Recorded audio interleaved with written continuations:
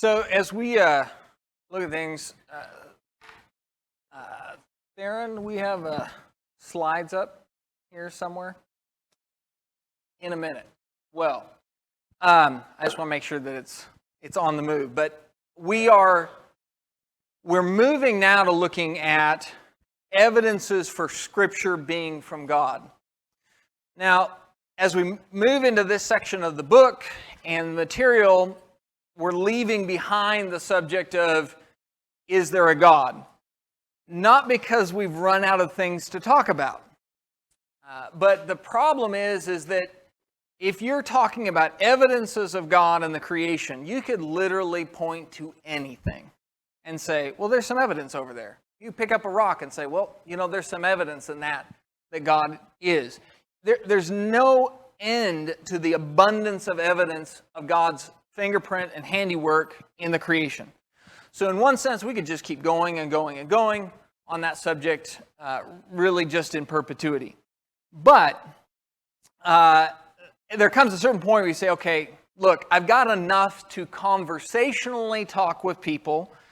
And if you ran into a really ornery person, which there's always that possibility that you do. Most people aren't. Most people that you talk, even if they don't believe in God, chances are they've not done a lot of thinking it through. They've not really had a whole lot of time to work through the logic on it, and you can have a conversation. But if you do run into a real ornery one, what you do is if you run into a brick wall of something, you say, well, give me some time and I'll go do some research, and you get back to them. So you don't need to know everything to talk with people. The whole idea here is to just feel more confident with what information we have, so that if we feel more confident, we're more likely to try. And that's all I'm asking you to do, is just try. So that you feel equipped to talk to your friends and neighbors at whatever stage of the journey of discovery they're at. And so tonight, as we look at things, we move into chapters 9 and 10 of the book, which begin to look at the subject of the reliability of the Scriptures. Okay, I am waiting for the slides at this point, and of course, this is the one night, literally, I always print off paper copies of the slides for myself, so that if something ever happens, I can grab it. Guess what? The one thing I did not do today, and I even drove out, and I said, oh, it'll be fine, no problem. So, I am, yeah. Get yourself a new teacher. Okay, so what I'm going to do is, hopefully the slides will come up. If they won't, no big deal. We'll just go from memory. Okay, so when you talk about the reliability of an ancient text, there's a few things in particular that you're looking for. Because anytime you have an ancient document, so for the sake of what we're talking about tonight, all we're doing is we're imagining the New Testament. Now, we're going to look at the New Testament specifically as an ancient document. Not because the Old Testament isn't important, but because if you can prove the authenticity and the divinity of the New Testament, guess what the New Testament does? It proves the Old. Because if Jesus is the Son of God, and we can prove that from the Scriptures, and we can prove its authenticity, guess what Jesus quotes from all the time? The Old Testament. So the two are bound together. So it's not that you couldn't do what we're an authenticity test with the Old Testament. It's just kind of redundant. So why do both? So when you look at any ancient manuscript and you're looking for whether or not it's accurate, there's a couple of things you do, because ancient documents have problems with them. And they're very real practical problems. Most ancient documents are written on things that are not meant to last. There is one type of ancient document that does tend to not wear out and last for a long time. And it's one particular medium that they choose that lasts a really, really long time. Take a guess at what it is. Stone. So stone, if it's in stone, we say it's written in stone for a reason, right?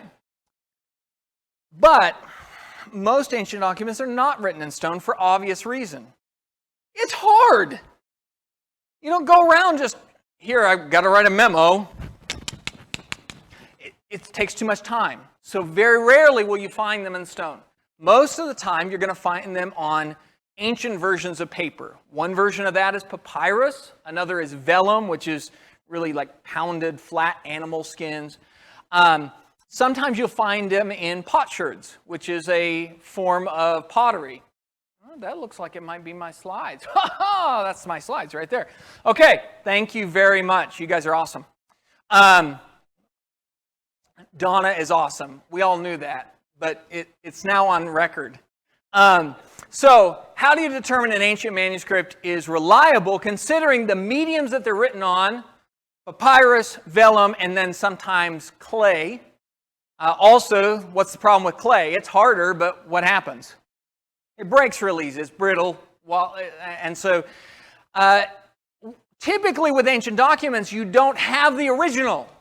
So when anybody comes after you, and we can talk about this some more, you go, well, I don't believe the Bible because we don't have the original.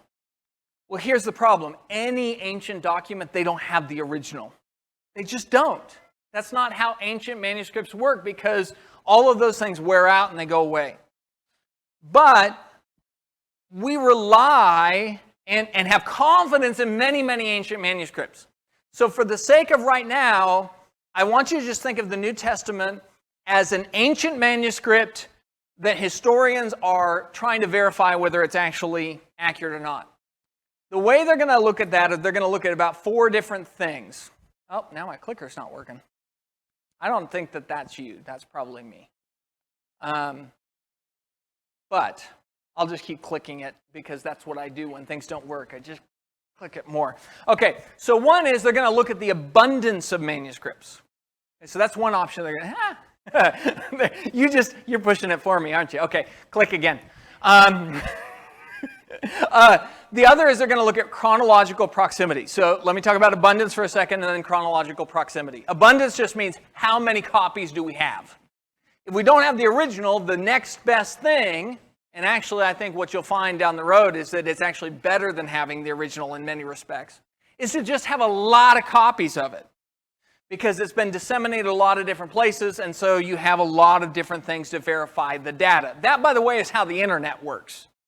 The internet, where do you go to find the internet? Somebody said, I'd like to find the original copy of the internet. You can't find it, right? What did you say, Ron? He said something, and then everybody started laughing. Bill. That wasn't...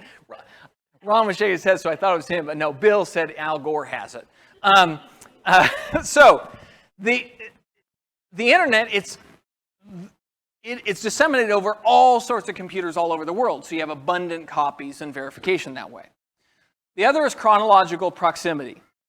Meaning, as you look at the ancient copies that you have, how close are they to the original? How closely can you trace them back to the events that are being written about and talked about, especially if it's historical, which the New Testament is. New Testament isn't some sort of fairy tale. They're saying these people lived at this time and did these things. How close are the manuscripts to that? Okay, can you click the next two for me? Independent verification and internal consistency are the other two. So you have really 4 major things that you look for in terms of reliability. Independent verification means, okay, so we have the manuscripts, but as we look at the manuscripts, do they talk about things that other writers, especially other historians, can back up? Or that we can find in archaeology match what was going on at that time? Or does it not match at all? For example, a good classic example of a document that doesn't meet the standard of independent verification is the Book of Mormon. The Book of Mormon does an awful lot of talking about events that happened in North America, and all these people came over to North America and they colonized it. And guess what? As we've dug around North America, guess what we've not found?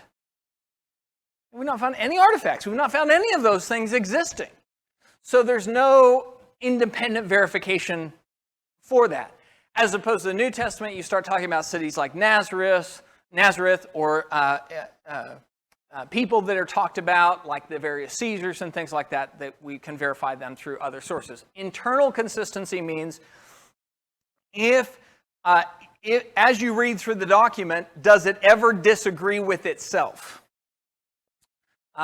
You may have read a murder mystery before that way, where there was a plot hole, right? The writer just made an oops. They made a mistake. There's some sort of inconsistency in the writing itself. So as you look at the New Testament, we look at these four things. And we say, okay, how much can we rely on the New Testament being what was originally written? So as you go through it and you look at those different things, we'll start with abundance and chronological proximity. So, hey, it's working now. So, awesome. Okay. So, the evidence for the Bible in terms of its abundance and proximity to the original events are pretty overwhelming. Plato, which you will hear historians and philosophers and PhDs and cultural professors quote Plato all the time. Well, the writings of Plato, look at the data. They say, we know what Plato said. Well, how many manuscripts do we have from Plato? Go all the way to the far right. How many? 7. We have 7 manuscripts of Plato. Bet you didn't know that. 7 total ancient manuscripts in the whole world. The earliest fragment is 900 AD, meaning the earliest of his manuscripts that we have any sort of fragment whatsoever is 900 AD, but it was written in somewhere in the 400 to 350 BC range, meaning the time, the chronological proximity from when Plato lived and wrote to the first copy we have is 1,200 years. And that's like 4 and change Americas, to give you an idea of the distance. And yet, have you ever once heard somebody say, we're not really sure what Plato said? We as a society talk about him as a well-known philosopher. Here's somebody who knows what they're talking about. Now, that guy we have on the list, there are others that have better than that. Go all the way down to Homer. And he wrote the Iliad. And you ever have to read the Iliad in school? Raise your hand if you had to read the Iliad. Yep, okay. You can go to the library and you can pick up a copy of the Iliad. And I might mention a couple of different things about that. One, when you go to the library and you pick up a copy of the Iliad, they don't put a preface in there and say, well, this isn't necessarily what Homer wrote. They just say this is what Homer wrote. And they also have it in English, which do you think he spoke English? No, so there doesn't seem to be a translation issue there either, does there? Don't let anybody fool you with the whole translation argument with the Bible. Oh, we can't translate it. We translate nuclear treaties all the time, don't we? We have nuclear treaties between us and Russia. If Russia hits the nuke button, do you think anybody's going to buy, oh, we didn't understand the translation? No, right? So translation is not an issue either. So Homer's Iliad, this is the second most well-documented ancient manuscript. That's why his book is on there. The Iliad is the second most well-documented one. The number of manuscripts, 643. I believe that number has actually gone up a little bit, which is a little exciting. It may be pushing 700 now. So this is a little bit dated information, but it's also dated on the New Testament one too. But somewhere in the range of 640 to 700, somewhere in that range, manuscripts.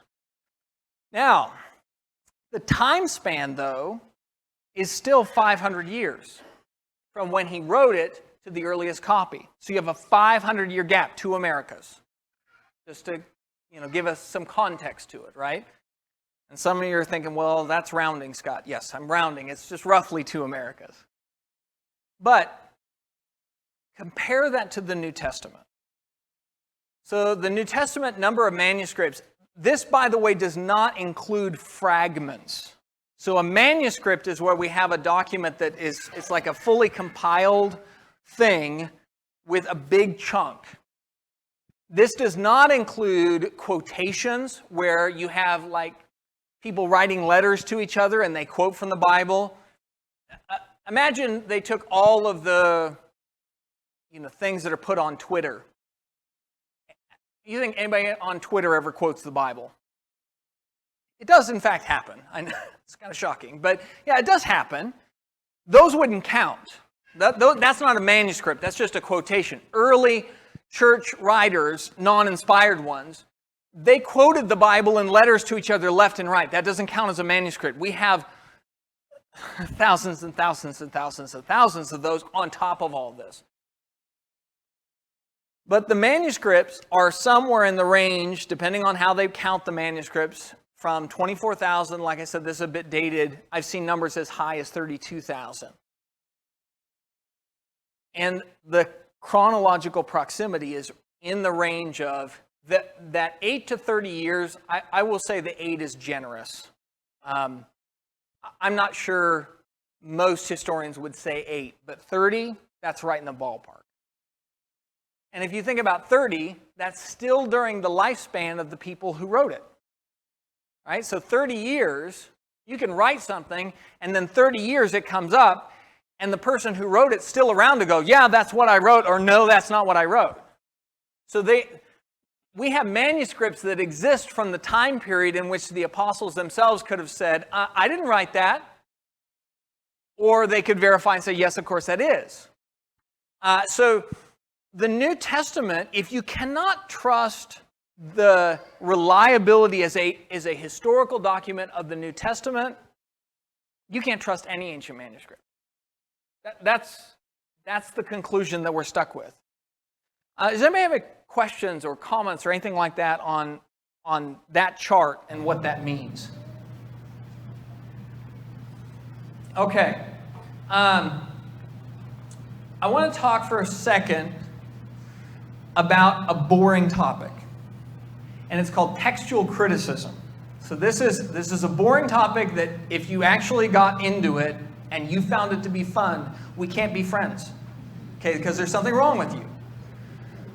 But it is worth knowing a little bit about, because you will at some point in your life have somebody say, I don't believe the Bible because there's just so many errors in it. There are 250,000 errors in the Bible. And people will quote numbers like that, and they can go to historians and textual critics that will say as much as, I think it's in the 200,000 range, is the high end. There's 200,000 different errors in the ancient manuscripts.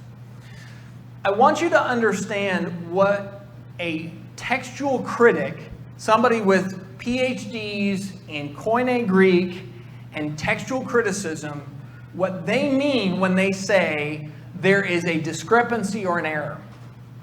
So you take these 4 examples of the same sentence from Philippians chapter 4, verse 13. I can do all things through Christ who strengthens me. That pound sign, also known as the hashtag, references a manuscript that is missing a letter.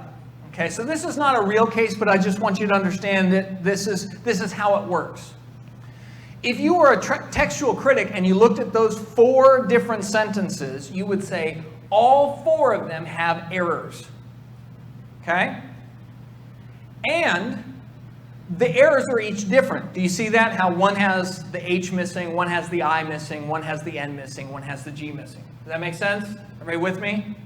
Okay, so they all have 4 errors, and they each have 4 different errors. They are going to count that as 16 errors. They're going to say there's 16 errors in those manuscripts. And here's why. Because sentence 1 has 1 error because it has a letter missing, and we know it. So there's an error. And it disagrees with sentence 2, 3, and 4. Because they're not the same sentences, are they? You hanging with me? Okay? So there's 4 errors in that sentence when comparing it to the other 3 sentences. And then you go to sentence 2, and sentence 3, and sentence 4, and they each have the same problem. So you do 4 times 4, and you get 16 errors. So when they say there's 16 errors, that sounds like, man, how do we have any idea what they wrote? But if you look at those 4 sentences, anybody have any question about what's said there? It's simple, right? So what they're doing when they use the term an error is not the way you and I think of errors in normal life. It is the way somebody with a PhD who's very specifically and in a very detailed way cataloging manuscripts in a very boring way. And I'm glad they do it, but I don't know how they have friends. I'm glad they do it because by them doing that, you and I can have total confidence in the Bible that we have. Like they're doing their job, and they're doing a great job, and they're being very careful. I like that they're careful, and I like that they pay attention to those details. But at the end of the day, what does that sentence say? I can do all things through Christ who strengthens me. And you have no doubt in your mind that that's what's being said, do you? You have total confidence in it, right? So when they say there's 200,000 errors in the Bible, so you'll have some people and they say, I read that there's 200,000 errors in the New Testament amongst the manuscripts. And then you'll talk to other people and they'll say, the Bible is 99.3% in agreement during the manuscripts. Well, which one's right? The answer is they're both right. It just depends on what you mean by error. They don't mean error like you and I do. When you think error, my computer has an error, what that means is you got the blue screen of death and it's smoking, right? That's not what they mean. They just mean, hey, there's some discrepancy here, and so we got to work it through. But they do that sort of thing all the time. In comparison, Homer's The Iliad, depending on who you talk to, they say the discrepancies between it, if the Bible's at the 99 to 99.5, that's the zone of the New Testament that the textual critics put it in. 99 to 99.5% agreement with each other. Homer's The Iliad is somewhere in the 70 to, on the high end, 90%.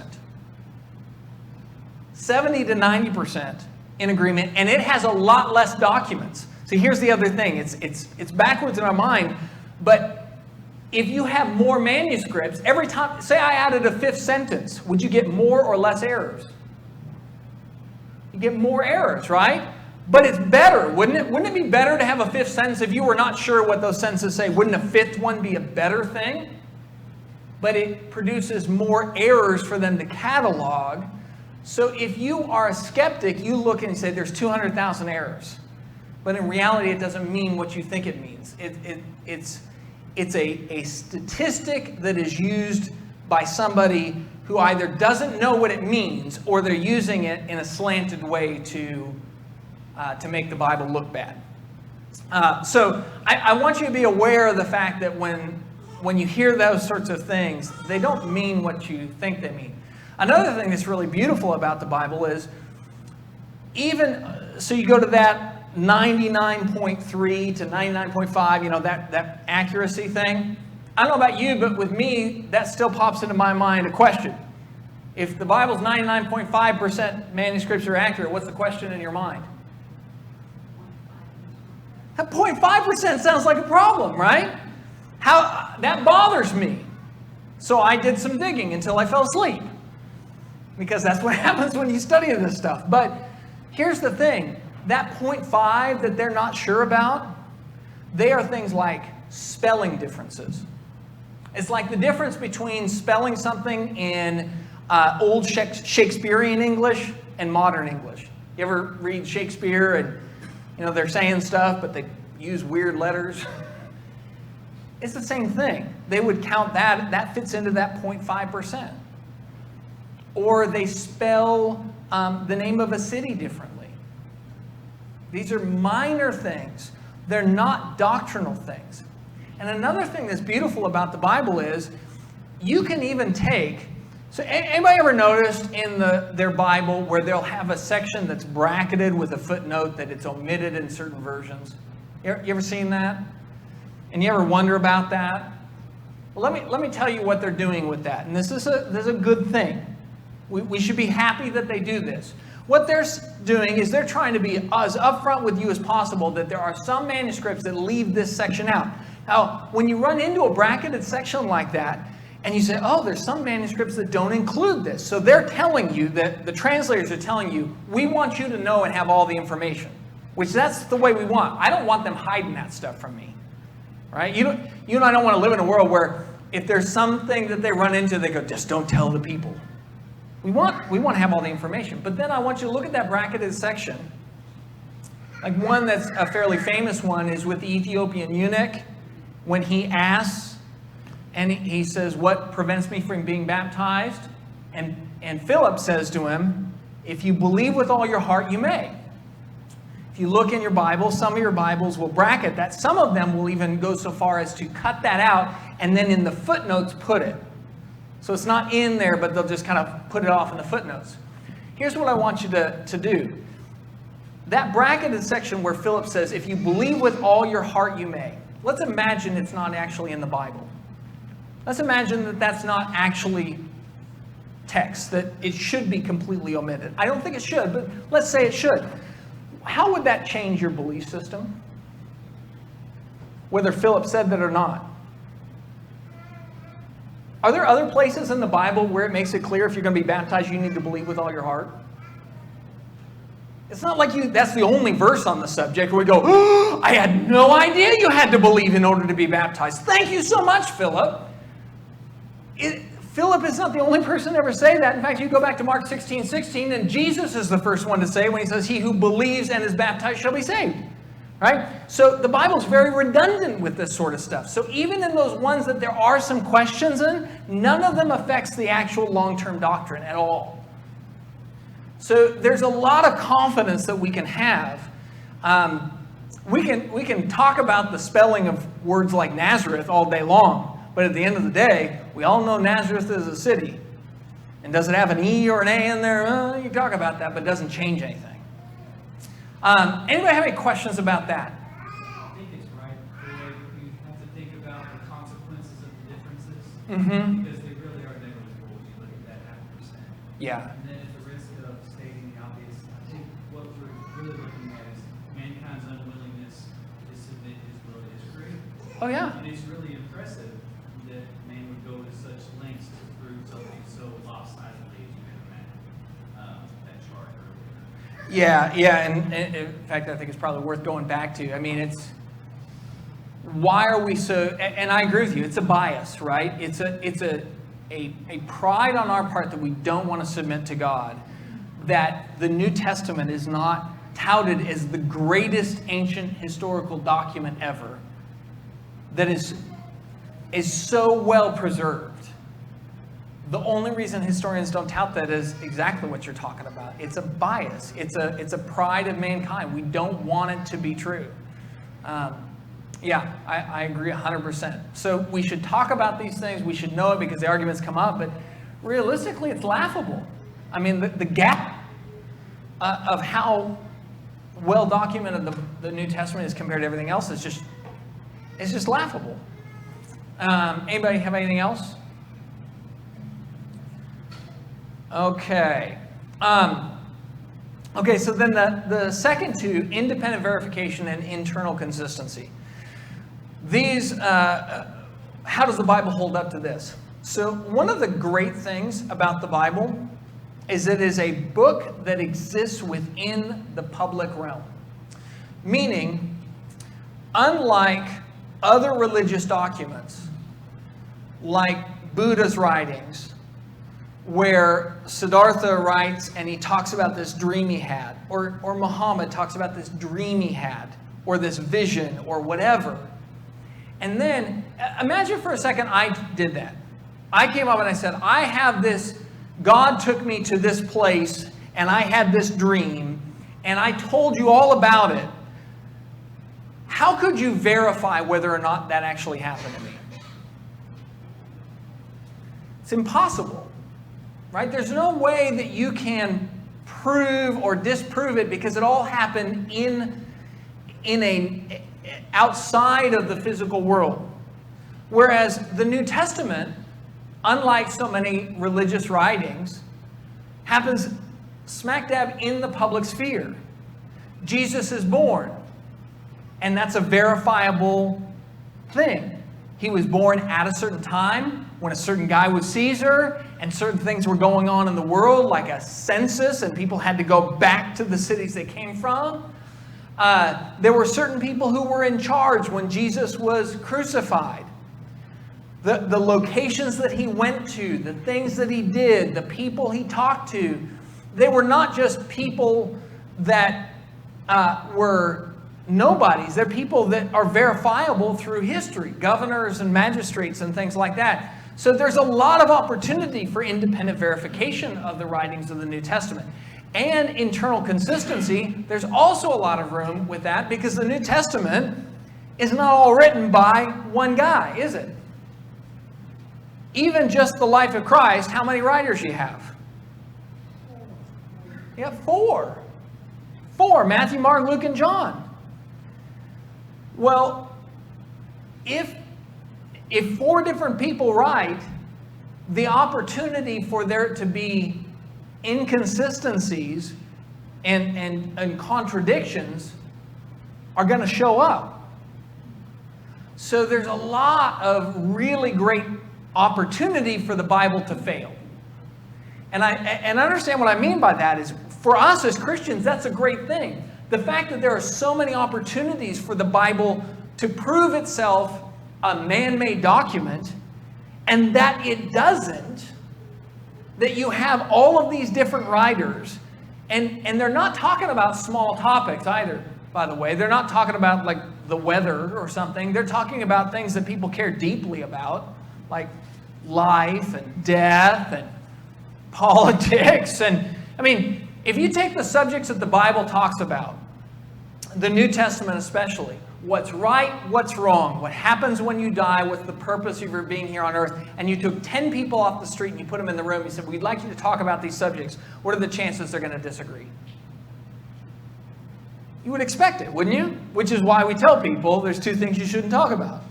Don't talk about politics, don't talk about religion. Now, we break those rules as Christians because we're commanded to. We're commanded to talk about religion. So don't listen to the world when it tells you not to.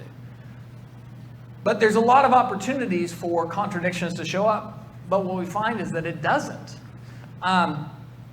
So in the book, this is, in my opinion, one of the reasons that this book is worth having a copy of. If you have it with you, feel free to turn in the book. If not, I'll quote various parts from it. Starting on page 256, there is a list of things that Luke writes about in his account, in both Luke and then Acts, that are historically verifiable details. And we have found time after time after time that Luke was accurate in these things. So I'm not going to list all of them. He gives a list here of 84 different items. We're not going to go through all of them.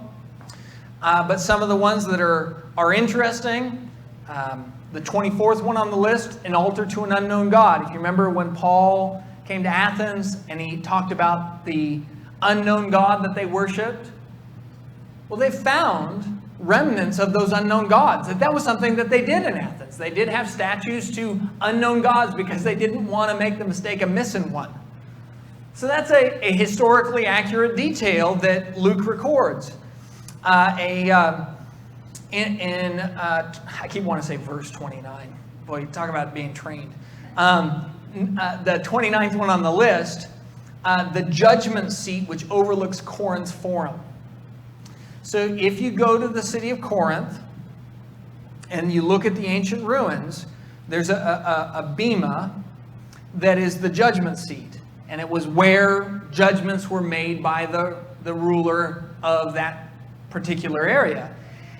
And Luke in his description doesn't just tell you about the judgment seat. That's interesting enough that they had those. But he specifically orients it where it is and all those sorts of things. And then when they started digging, guess what they found? Found a judgment seat right where he said it would be.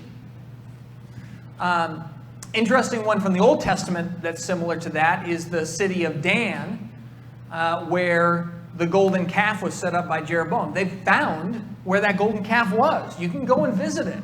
The golden calf is gone. Turns out when you leave something gold out, next guy comes through, he takes the gold.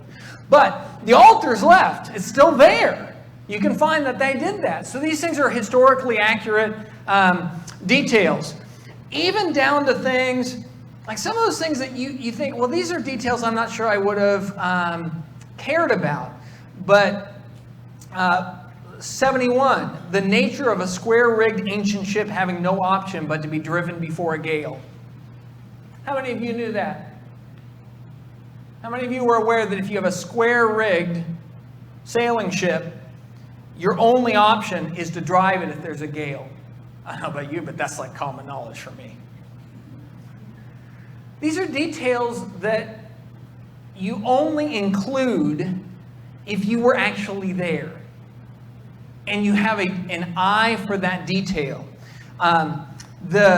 The name, the precise term for soundings when they were looking for the depth of the water near Malta. Malta, by the way, they found ancient anchors and things like that there that match some of the things that they talk about in the account in Acts. The various different tribunals and things like that, and the way that those were conducted during ancient times. And they verify, the way that Luke talked about the order of those legal processions matches the way that they actually did it back then. So you have Luke, and Luke starts his account by saying, my job is to write down accurately the things from beginning to end. So we have this big list of all these things that we've independently verified from history. Yes, Augustus was Caesar. Yes, he did have a census. Yeah, he did tell people to go back to their hometown. We found documents that said that that was what they had to do. And that's a weird thing, by the way. Can you imagine the U.S. having a census and saying, everybody go back to the town they were born in for the census? That'd be a really weird census, wouldn't it? So for a long time, people thought that's not true. That's just some lie that they made up to tell the Jesus story. Until people found documents where that was exactly what they were commanding people to do, was to go back to the town of their birth. So all of these sorts of details are in there that match the history of the world that we know. I have a whole section of my bookshelves dedicated to books like this. Josephus is a non-biblical writer. He was a Jewish historian who was captured by the Romans, and he said, don't kill me, I'll write your history and make you look good. And they said, okay, deal. That is the shortest version of his life you will ever hear, by the way. But he wrote a ton. And because of that, we have a lot of independent verification of biblical details from a guy who was not a Christian, by the way. Josephus was in no way a Christian. He was barely a Jew in the way that he lived. And so we have all of this writing outside of the Bible that verifies the accuracy historically of what the biblical writers were doing. So they write all these things in detail. They get the square rigging correct. Why on earth would they say Jesus rose from the dead and just make that part up? Does it make sense? Do you see the problem? Somebody who's shown a lifetime of attention to detail and accuracy like you see in Luke. John does the same thing. They've done a lot of independent verification of things that John did. All this accuracy when you didn't need to be accurate. Like lots of people would have sloughed on the details, but they didn't. And yet, they said when you come to the parts about Jesus or the apostles or the miracles and stuff like that, throw that all out. As if they just made that bit up. It doesn't match the character that we've seen from these men previously. Anybody have anything that would add to that, or any questions or anything as we kind of progress through that? Okay. Two common objections I just want to take a second to deal with. One, the New Testament writers were biased is a common objection. They were biased, and that's why they said that Jesus is the Son of God. My first question, if somebody says they're biased, is, were they? Every single one of Jesus' apostles started out as a what? Jew, right? They were a Jew. Every single one of them thought Gentiles were what? Unclean. Don't be near them. Don't have anything to do with them. Every single one of them said, follow the law of Moses. And then they run into Jesus of Nazareth, and every single one of them gave all of that up. That's not bias. What? After they deserted him. Great point. Yeah, after they deserted him, right? It got really hard. They deserted him, and that should have been the end of it, right? But then they come back because of, and I know this is the detail you go back to over and over again, Scott, as we've talked. There's one thing you just can't get around. What is it? There's an empty tomb in Jerusalem, and those men couldn't get around it either. So even after they deserted Jesus, they came back because of that. They weren't biased. They had every reason to not follow Jesus. Know your history. And then the other is converted people aren't objective. So a couple of things with that. Nobody's truly objective. Everybody has an angle. And I know that sounds cynical, but it's true. Everybody's got an opinion. But why were they converted? Just because I believe something doesn't make it wrong. In fact, if I believed it and it cost me everything to believe it, doesn't that make you think that maybe there might be a good reason that I believe it? And that's exactly the case with the apostles. They believed something that they died for. At any point, if they would just renounce the resurrection, they would have been fine. Could have gone back to their lives. It would have all ended. But they didn't. And history tells us that all, or almost all of them, John being the one that there's some question about, died a martyr's death. So their conversion doesn't show a lack of objectivity. It shows a commitment based that was so fervent that they had to do something about it. Accuracy, we've really kind of talked about this quite a bit already, so I'm not going to really spend a whole lot of time on it at this point. But just understand that the argument that the New Testament isn't accurate, if you're going to say the New Testament's not accurate, you have to turn that on every other ancient document and just go, none of them are accurate, and we can't know anything. And yet, we trust ancient documents. We trust records of the past all the time. If somebody goes to court and there are eyewitnesses of an event, that's still talking about something that happened in the past, and we convict people based off of the evidence of witnesses. That's really what your New Testament is. It's evidence of witnesses. And they say it over and over and over and over again. We were eyewitnesses of His Majesty. So they're accurate in everything they say. The only thing, and I think Corey got to the heart of it, the only thing that people have a problem with is they're accurate in everything, but then when they get to talking about spiritual things, we don't like the accuracy. We don't like what's being said, so we just chuck it. But that's not them being dishonest, that's us being dishonest at that point. Anybody have anything to add to that, or comments or thoughts? Okay, then we will close down there. Josh, do you mind leading us in prayer?